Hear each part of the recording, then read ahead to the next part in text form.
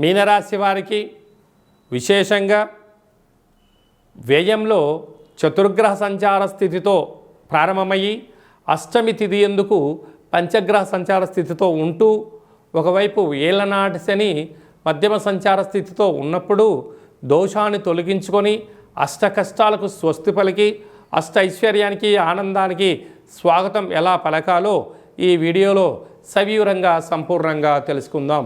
మీనరాశిలో ఏ నక్షత్రాలు వస్తాయి అనగా పూర్వాభాద్ర నక్షత్రంలోని చివరి పాదమైనటువంటి 4వ పాదము, ఉత్తరాభాద్ర నక్షత్రంలోని 4 పాదాలు, రేవతి నక్షత్రంలోని 4 పాదాలు కలిపితే మీనరాశి. రాశాధిపతి దేవగురు బృహస్పతి. వీరికి రాశిలోనే శని భగవానుడు అర్ధాష్టమ గురు సంచార స్థితి 12 సంవత్సరాల తర్వాత ఇలా జరగడం వలన ఒక్కొక్కసారి ఈ జీవితము ఉక్కిరిబిక్కిరి అవుతూ ఉంటుంది. నేను ఇంత కష్టపడుతున్నాను, ఏమీ సాధించలేకపోతున్నాను.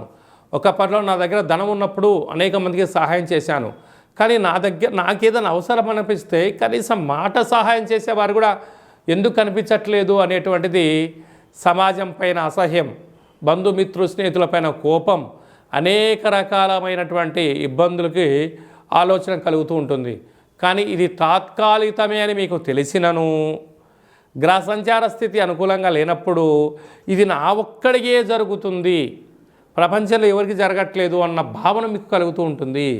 ఎన్నడూ లేనటువంటి విధంగా వ్యయంలో ఆత్మకారకుడు రవి, బుద్ధికారకుడు బుధుడు, కళత్రతకారకుడు శుక్రుడు, నరదృష్టి వాసుదృష్టి కారకుడు రాహు సంచారం చేయడం వలన ప్రధానంగా గుర్తు పెట్టుకోవాల్సిన అంశము అమావాస్య తిథి యందున, అష్టమి తిథి యందున కొత్త పనులు ప్రారంభించకపోవడం, దూర వాయు జల ప్రయాణాలు పెట్టుకోకపోవడం, షేర్లలో పెట్టుబడులు పెట్టకపోవడం, అప్పులు ఇచ్చి పుచ్చుకునే విధానానికి దూరంగా ఉండి తీరాలి.